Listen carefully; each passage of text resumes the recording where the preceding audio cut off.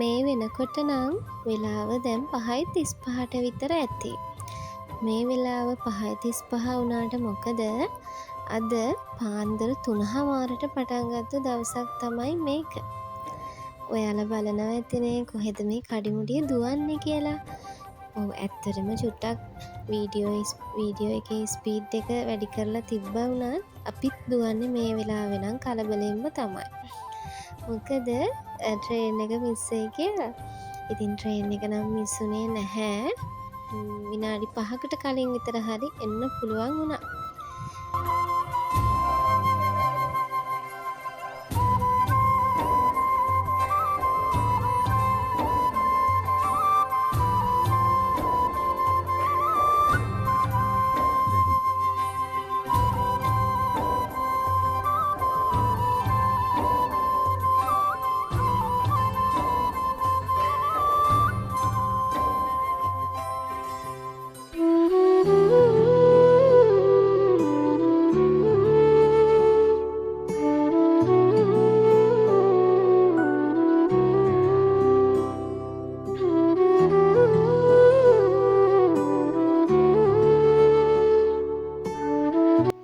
ඔන්න ඉතින් අද අපේ ගමනාන්තය වෙන්නේ අනුරාධපුර පූජා නගරය. ඉතින් අපි මේ දැන් බලාගෙන ඉන්නේ කන්කසන්තරයට යන ට්‍රේන් එක එනකම්. අපි දැන් මේ ඉන්නේ කොළඹ කොටුව ස්ටේෂන් එකේ. ඉතින් ඔයාලට මං කලින් කිව්වත් වගේම ඉතින් දැන් හස්බන්ඩ් අපි සිංහල බෙහෙත් කරන්නත් පටන් අරගෙනනේ තියෙන්නේ. ඉතින් මාසෙකට සැරයක් අපිට අනුරාධපුරේ යන්න වෙලා තියෙනවා. ඉතින් මාසෙකට සැරයක් කියන්නේ දවස් 35කට සැරයක් තමයි අපිට යන්න තියෙන්නේ. නමුත් අපි බෙහෙත් ගන්න තැන පොයට බ්‍රහස්පතින්දාට එහෙම වහලා. ඉතින් වෙසක් පොය එහෙමත් හෙට අනිද්දාට එන නිසා අපි හිතුවා කලින් ගිහිල්ලා බෙහෙත් ටික අරගෙන එන්න ඕනි කියලා. මොකද මේ ගමනට අඩුම දවස් 2ක්වත් යන ගමනක් තමයි අපි මේ යන්නේ. ඔයාලට ඒකට හේතුව මම ඉස්සරහට කියන්නම්.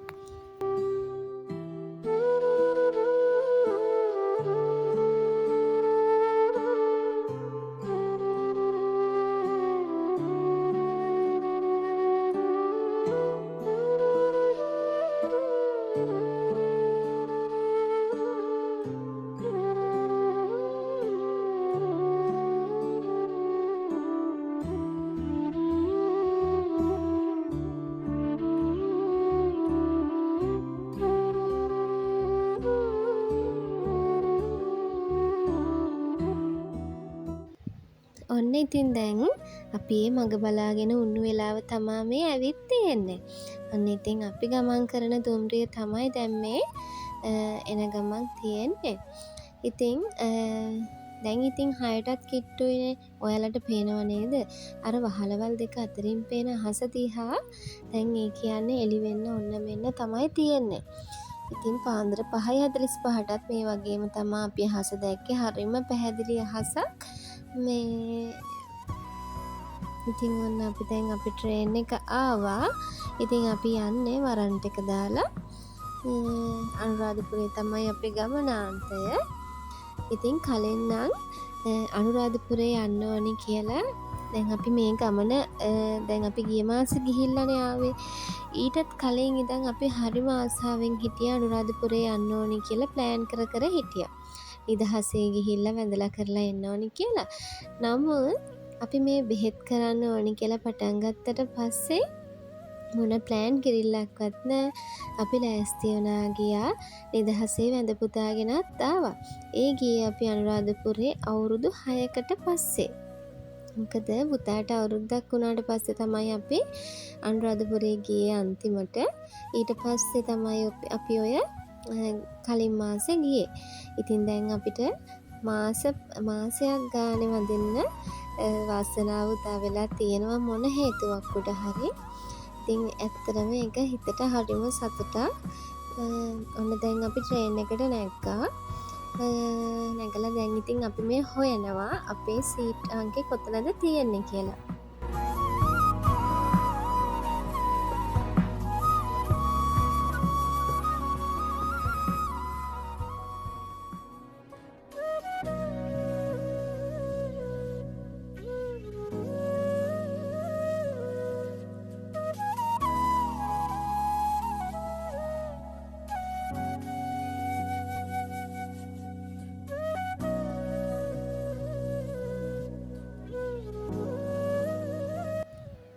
හරි ඉතින් ඔන්න අපි ඒකත් හොයාගත්තා. හොයාගෙන මටයි බබාටයි එක ළඟ සීට් දෙකක් තමයි හම්බුනේ. හස්බන්ඩ්ට අපේ එහා පැත්තෙන් අපිට පිටිපස්සේ සීට් එකකින් තමයි එයාට සීට් එක බුක් කරගන්න පුළුවන් වුණේ. ඉතින් අපි මේ යන්නේ වීකෙන්ඩ් එකක නෙමෙයිනේ. සතියේ දවසක තමයි අපි මේ ගමන යොදාගත්තේ. එක එක හේතු ටික ගලපලා මොකද එකක් ලෝන් වීකෙන්ඩ් එකක් වෙනවා වෙසක් පෝයත් එක්ක. එතකොට අපිට කොහොමත් ටිකක් මේක බුක් කරගන්න අමාරුයි. මොකද ගොඩක් සෙනග ඉන්නවා, තදබදේ වැඩි. ස්ටේෂන් එකේ වුණත් එහෙම. ඉතින් අපි කොළඹ කොටුව ස්ටේෂන් එකෙන් තමයි නැග්ගේ. එතකොට එතන කොහොමද තදබදේ වැඩි. ඒක නිසා අපි හිතුවා මේක සතිය දවසක දාගන්න ඕනේ. වැඩිපුරම බබාට අපහසුතාවයක් වෙන්නේ නැති විදිහට තමයි අපි ගොඩාක් වෙලාවට අපි යන ඕනිම ගමනක් තීරණය කරන්නේ. මොකද එයා හොඳට හිටියොත් අපේ ගමන කිසිම ප්‍රශ්නයක් නැතුව යන්න පුළුවන්. එයා මොකක් හරි අපහසුතාවයකින් ඉන්නවා නම් ඒක එයාටත් වදයක්. අපේ ඔළුවටත් නිදහසක් නැති නිසා අපි හැමදේම ගොඩක් වෙලාවට ගමනක් යනවා නම් ඉතින් ප්ලෑන් කරලා තමයි අපි යන්නේ.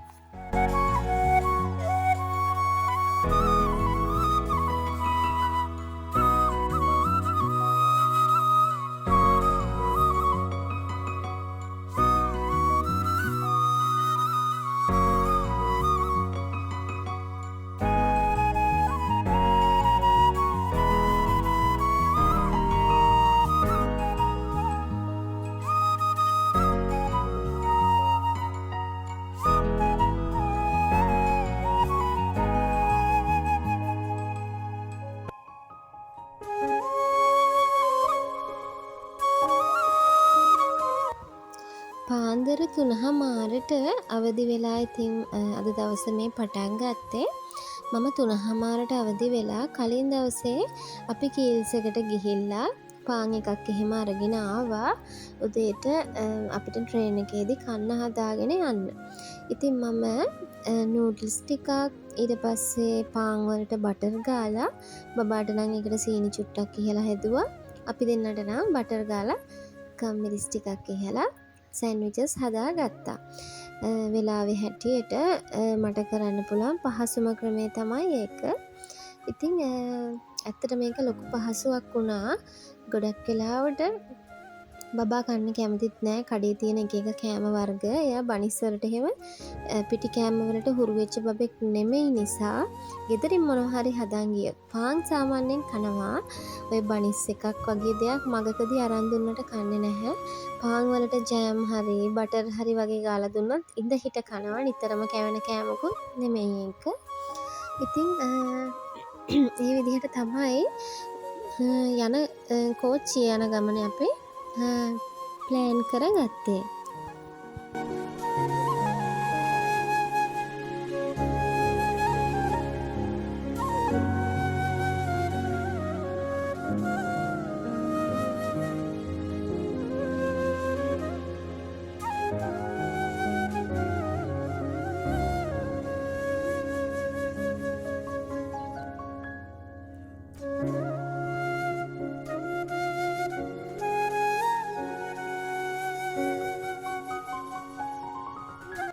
හැම සැප පහසුකමක්ම ගැන හිතලා ගියාට මොකද ඉන්ටර්සිටි එක බුක් කරලා ගියාට මම නම් ටිකක් දුර යනකොට බෑග් එකේ තිබ්බ බෙඩ්ෂීට් එකකුත් අරන් පෙරවගෙන තමයි ගියේ. ඒ තරම්ම සීතලයි. මොකද මේ ගමන ඉතින් අපි ගොඩක් පාන්දර ආපු ගමනක්නේ. එතකොට AC එකේ එනකොට තව ටිකක් සීතල වැඩි.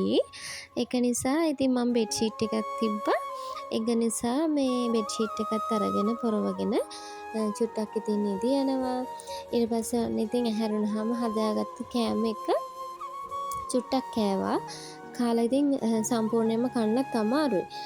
උදේ පාන්දරත් වැඩි නිසා වෙන්නේ නැති බඩගින්නකුත් තිබුණා. මොකද අපි ගෙදරින් බීලා ආපු තේක විතරයි. ඒක නිසා චුටි බඩගින්නක් ආවක් පාන්දරම නැගිටින නිසාත් එක්ක වෙන්නේ නැති. ඊට පස්සේ ඉතින් ඒකත් කාලා ඔන්න ඉතින් හස්බන්ඩ්ුත් අතන සීට් එකේ නැගිටලා අපි ගාවට ආවා කෑම කාලා යන්න. කෑම කාලා හැම ඉතින් එයා ආයෙත් අතනට යනවා.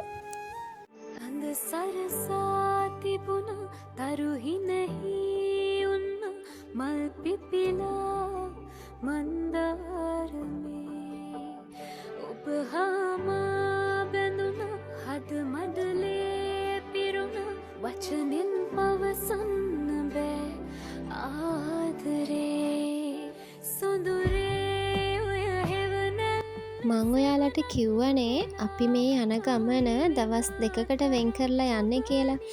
මොකද දවස් 2කට වෙන් කරන්නේ අපි බෙහෙත් ගන්න යන තැන එක දවසින් නම් බෙහෙත් ගන්නවා කියන එක බොරු. මොකද ඒ තරමට සෙනග ඉන්නවා.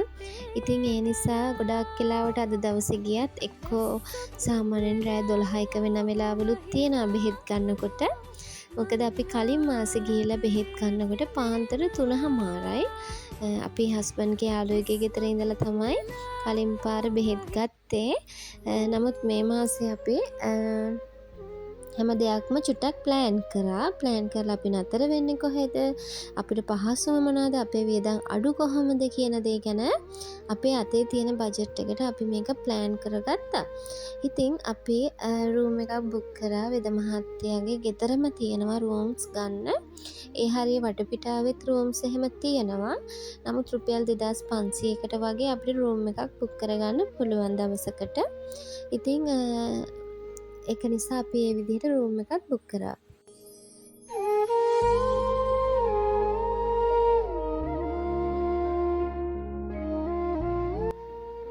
අපි දැන් ඔන්න අපේ ගමනාන්තයට ඇවිල්ලා තියෙන්නේ. ඉතින් අපි අනුරාධපුරෙන් දැන් මේ බහින්න තමයි ලෑස්තිය. ඊට පස්සේ අපි පික්මි එකක් දාගෙන ඒ අදාළ තැනට යන්න ඕනේ. අනුරාධපුරේ සාමාන්‍යයෙන් අපි ඉතින් දැන් කොළඹ එහෙමනම් කොළඹට වඩා මං හිතන්නේ පික්මි එහෙම ගොඩක් වෙලාවට අඩුයි. අඩු වුණත් පික්මි දුවන අයට චුට්ටක් ප්‍රශ්න කියලා කිව්වා. ඉතින් මේ ඒ කියන්නේ ඒ කට්ටිය කිව්වා ඒ කට්ටිය පික්මි එකක් දැම්මොත් එහෙම චුට්ටක් එහාට එන්න කියනවා. ඒ කියන්නේ ওই පාක් වල ඉන්න අය ප්‍රශ්න දානවා කියලා. ඉතින් නමුත් දැන් ස්ටේෂන් එකේ ඉඳලා අපි නෝමල් පික්මි එකක් නැතුව ට්‍රේවිල් එකක යනවා නම් මේ රුපියල් 1000ක් 1200ක් විතර ගන්නවා අපි යන තැනට. අපි පික්මි එකක් දැම්මා. පික්මි එකේ රුපියල් 500ක් වගේ තමයි උනේ මේ අපි බෙහෙත් ගන්න යන තැනට.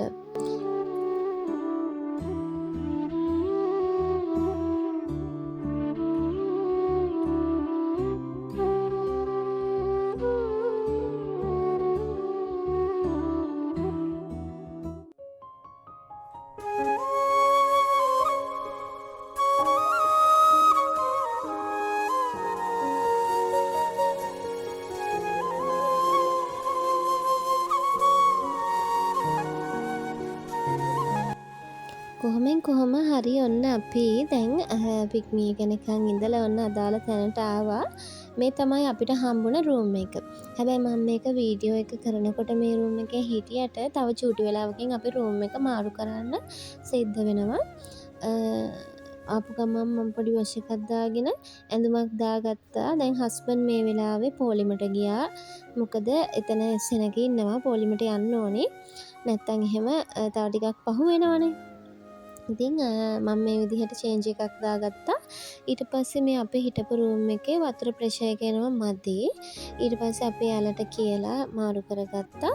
ඉතින් අපි එහෙම පොලිමේ මමයි හස්බන්ඩ්මයි මාරුවට හිටියා. දවල්ට අපි කෑමත් ගෙනල්ලා කෑවා. ඒක නම් මට වීඩියෝ ක්ලිප් එකක් ගන්න බැරි වුණා. ඉතින් හවස හොඳටම වහින්න පටන් ගත්තා.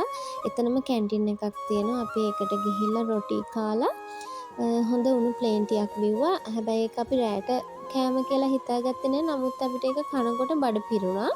ඊට පස්සේ අපිට ආයි රෑට මොකුත් ඕන නෑ කියලා අපි තීරණය කරා. මොකද මේ වෙනකොට 7යි ගාණක් විතර වෙලාව. අර තිබ්බ සීතලත් එක්ක අපි චුට්ටක් බඩගින්නටත් එක්ක තමයි අපි මොන හරි කමු කියලා ගියේ. ඊට පස්සේ ඉතින් ඒක අපේ රෑ කෑම වෙලම උණා අන්තිමට.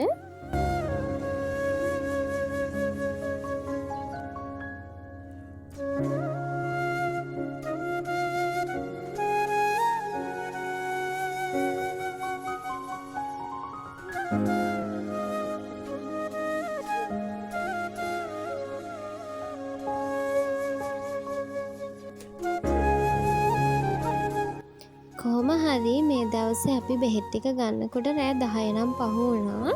ඉතින් මම ඔයාලට කිව්වත් වගේ එතකොට ඒ වෙලාවට බෙහෙත් අරන් අපිට අනිත් අතට යන්න බෑ. මොකද ඉතින් පොඩි බබෙකුත් අපිට ඉන්නවා. ඊට පස්සේ බස් නම් තියෙනවා රෑ එළි වෙනකම්ම කොළඹට. ඒත් ඉතින් අපි හිතුවා ඇඟපතට තියෙන අමාරුකමටත් එක්කම මෙහි ඉතින් ඉඳලා පහවදාට අපි මහසෑයත් වඳින්න ඕනේ කියලා. ඉතින් මේ තියෙන පහවදා ඔන්න දැන් අපි ලෑස්ති වෙලා තමයි ඉන්නේ මහසෑය වඳින්න යන්න. හිතාගෙන හිටියනම් උදේම නැගිටලා මහසෑය වඳින්න යනවා ඔබ වැටෙන්න කලින් කියලා. හැබැයි ඉතින් ඒක කරගන්න බැරි වුණා. කලින් දවසේ තිබුණ ගමන් මහන්සියත් එක්ක අපිට චුට්ටක් නින්ද ගියා. ඉතින් අපි කාමරේ මේ විදිහට අස්පස් කරලා දැන් හස්බන්ඩ් පොඩ්ඩක් කාමරේ අතු ගාලා දානවා. මොකද අපි හිටපු තැන අපි පිළිවෙලකට අස් කරලා තියලා යන්න ඕනේ. ඉතින් මෙතන ඉඳලත් අපි පික්මී එකක් දාගෙන යන්න තමයි බැලුවේ. අපිට ෂුවර් එකක් තිබුණ නැහැ පික්මී තියේද කියලා. මොකද අපි චුට්ටක් මේ ඇතුළට වෙන්න ඉන්න නිසා. මේ තියෙන්නේ අපි බෙහෙත් ගන්න ආපු ඒ වටපිටාව, මේ වෙද මහත්තයාගේ ගෙදරත් එක්ක තියෙන වටපිටාව. මේ වෙනකොටත් බෙහෙත් ගන්න තැන ගොඩාක් සෙනඟ පිරීලා හිටියා. ඉතින් අපි දැන් ඔන්න පික්මී එකකුත් දාගෙන මේ රුවන්වැලි මහසෑයට යන ගමන් තමයි ඉන්නේ.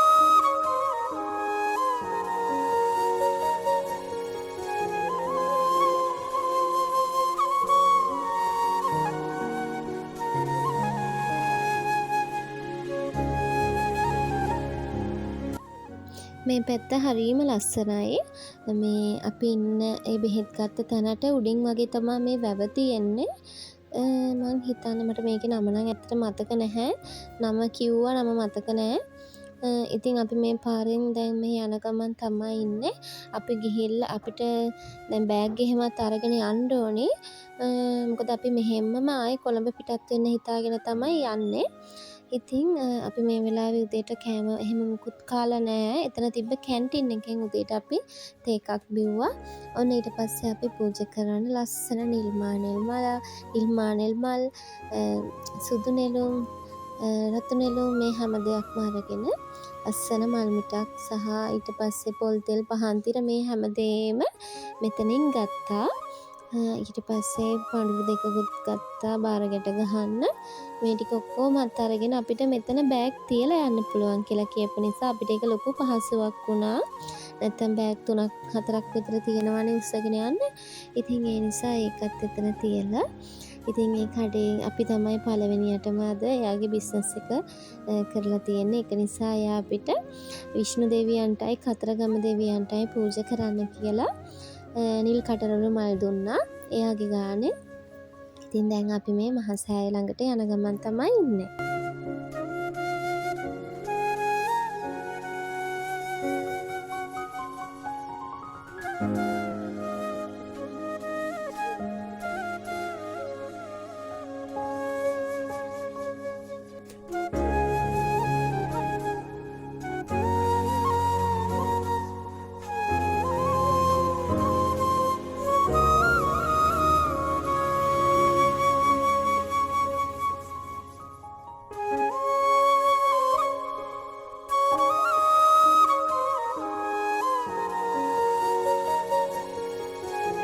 මේ වෙලාවේ චුට්ටක් විතර ඉතින් අවුකු සැර වැඩි. මේ දවස්වල මම හිතන්නේ 6:00 විතර වෙනකොටම ඉතින් හැම තැනටම චුට්ටක් මේ ලංකාවේ ගොඩාක් තැන්වලට ටිකක් අවුව සැරත් වැඩිනේ. ඉතින් අපි ට්‍රේවිල් එකේ එනකොට ඒ අයියත් කිව්වා අපිට මේ මීට කලින් යන්න තිබුණා නම් හොඳයි. මොකද අවුව වැටුනහම වඳින්න අමාරුයි කියලා. හැබැයි ලොකුවට ඉතින් අර පිච්චෙන තරම් රස්නයකට බිම නම් රත් වෙලා තිබුණ නැහැ. ඒ වෙලාවෙත් වඳින්න පුළුවන්. ඉතින් ප්‍රශ්නයක් නැහැ. අවුව චුට්ටක් නම් සරයි තමයි. ඒත් ඉතින් අපි වඳින්න මහසෑයට ගියා. ගිහිල්ලා අපි නිදහසේ අපේ මේ බෙහෙත් බෝතල් ටික එහෙම අපි අරගෙන තමයි යන්නේ. අපිට බුද්ධ ආශිර්වාදය ගන්න ගර්භයට තියලා හිස තියලා අපේ බෙහෙත් වලට. මොකද මගේ හස්බන්ඩ්ගේ බෙහෙත් සහ තව කිහිප දෙනෙක්ගේ බෙහෙත් අපි ගාව තිබුණා.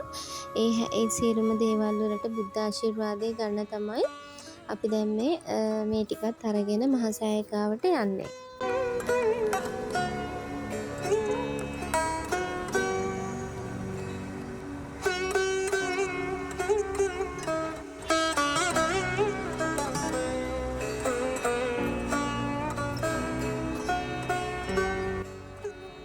ඉතින් මෙතනට ආවහම දැනෙන හැඟීම වචනයෙන් විස්තර කරන්න පුළුවන් හැඟීමක් නම් නෙමෙයි. ඒක මහ පුදුමාකාර දෙයක්. මන් දන්නේ මට නම් මෙතනට කියන්නේ ගොඩාක් වෙලාවට සාමාන්‍යයෙන් මේ වගේ විහාරස්ථානයකට ආවට පස්සේ අමුතු සංවේදීකමක් වලට දැනෙනවා. හරිය නිකම් ඒක මට කියන්න තේරෙන්නේ නැහැ. ඒ වගේම පුදුමාකාර ඔළුවට ලොකු සැහැල්ලුවක් දැනෙනවා. මං ගොඩාක් ආසාවෙන් ගෙදර බුදුන් වැන්දත් මම අනිවාර්යෙන්ම චෛත්‍ය වන්දනාවේදී රුවන්වැලි මහසෑය අනිවාර්යෙන්ම හිතින් මවාගෙන තමා මම වන්දනා කරන්නේ. මං ඒ තරමට ආසයි මෙතනට. ඇත්තට මෙතනට ඇබ්බැහි වෙලා වගේ මම ඉන්නේ. ඒ තරම්ම ආසයි. ඉතින් මම පුදුම තරම් ආසාවෙන් වඳින්න යන තැනක් තමයි මේ මහසෑය. ඉතින් ඔන්න අපි බෙහෙත් ටිකක් තියලා බුද්ධ වන්දනාව කරා. ඊට පස්සේ ඉතින් අපි ඔන්න වැඳලා පුදලා ඉවර වුණාට පස්සේ ගෙදර ඉන්න පිටත් වුණා. ඉන්ටර්සිටි එකක තමයි නැග්ගේ අපි මේ එනකොට. ඊට පස්සේ ඉතින් ගෙදර ඇවිල්ලත් හවස අපිට වැඩ ටිකක් තියෙනවා කරගන්න. කොහොම හරි අපි ගෙදර 4 විතර වෙනකොට අපිට ගෙදරට එන්න පුළුවන් වුණා. ඊට පස්සේ අපිට ආයේ යන්න තිබ්බා. හස්බන්ඩ්ට පොඩි බඩුවක් ගන්න තිබුණා. හස්බන්ඩ්ට කොංකෝ එකක් ගන්න ඕන වෙලා තිබ්බා. ඉතින් ඒක නිසා අපි මියුසික් ඉන්ස්ට්‍රුමන්ටල් තියෙන ෂොප් එකකට ආවා. ඊට පස්සේ ඉතින් ඔනේ වැඩෙත් කරගත්තා. ඉතින් දවස් දෙකක කතන්දරේ ඕක තමයි. චුටි වීඩියෝ ක්ලිප් නම් අඩුයි. ඉතින් කන බොන ඒවා හැම. ඉතින් අර බෙහෙත් ගන්නකොට හෙට මෙහෙට පොලිමේ ගිය නිසා ගොඩක් වෙලාවට ඉතින් වීඩියෝ කරන්න චුට්ටක් අපහසු වුණා. පුළුවන් විදිහට වීඩියෝ ක්ලිප් ටිකක් ඔයාලා වෙනුවෙන් මම අරගත්තා. ඉතින් එහෙනම් අතට ගිහින් එන්නම්. හැමෝම සතුටින් පරිස්සමින් ඉන්න.